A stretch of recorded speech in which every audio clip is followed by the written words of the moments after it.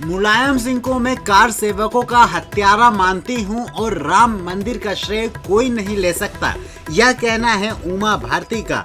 गोली चलानी पड़ी। मुझे अफसोस है लोगों की जाने कहीं।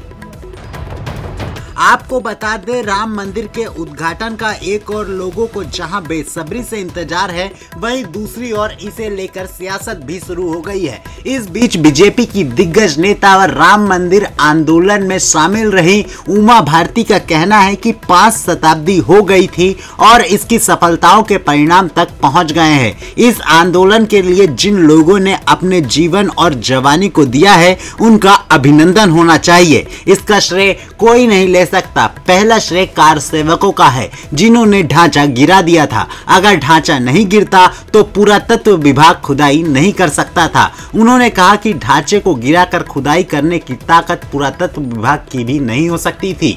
जब ढांचा गिरा तो सबूत मिल गए। सबूत को माननीय कोर्ट ने स्वीकार कर लिया और मुसलमानों ने भी कोई आपत्ति नहीं की। इसके बाद का श्रेय बाकी लोगों को दिया जाता है। अंतिम समय का श्रेय अशोक सिंघल को दिया जाता है, जिन्होंने अभियान को चरम सीमा तक पहुंचाया। इन सब के बाद प्रधानमंत्री नरेंद्र मोदी, अमित शाह और योगी आदित्यनाथ को जाता है। मुलायम सिंह पर कार सेवकों का हत्यारे होने का आरोप लगाते हुए बीजेपी नेता उमा भारती ने कहा कि देश में शांतिपूर्ण तरीके से प्राण प्रतिष्ठा हो रही है। इस विषय का प्रधानमंत्री नरेंद्र मोदी ने प्रस्तुतिकरण किया। अमित शाह ने लॉ एंड ऑर्डर पर काबू रखा। योगी आदित्यनाथ ने यूपी को संभाला। उन्होंने आगे कहा कि हम लोगों का कोई श्रेय नहीं है, जिंदा रहे तो बहुत दुख हुआ था। कुछ कार सेवकों को गोली मार दिया गया था, इसलिए मुलायम सिंह को मैं हमेशा कार सेवकों का हत्यारा ही कहती रही हूं।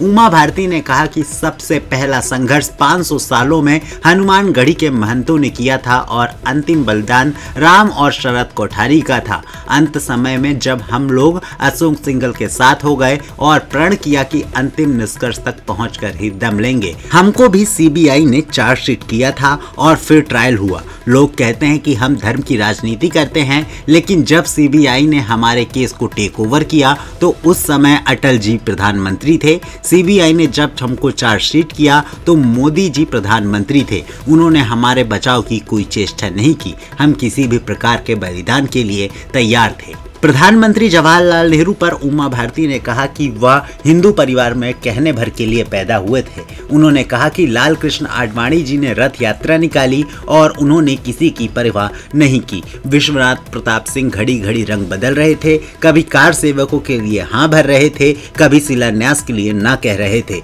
लालू जी ने मुस्लिम तुष्टीकरण के चलते आडवाणी जी का रथ रोक लिया। कांग्रेस हिंदुओं को भी खुश करना चाहती थी और मुस्लिमों को भी। ये नेहरू जी के समय से ही शुरू हो गया था। नेहरू कहने भर के लिए हिंदू परिवार में पैदा हो गए थे। और भी ऐसी ही अपडेट के लिए बने रहें विचारोदय न्यूज के साथ।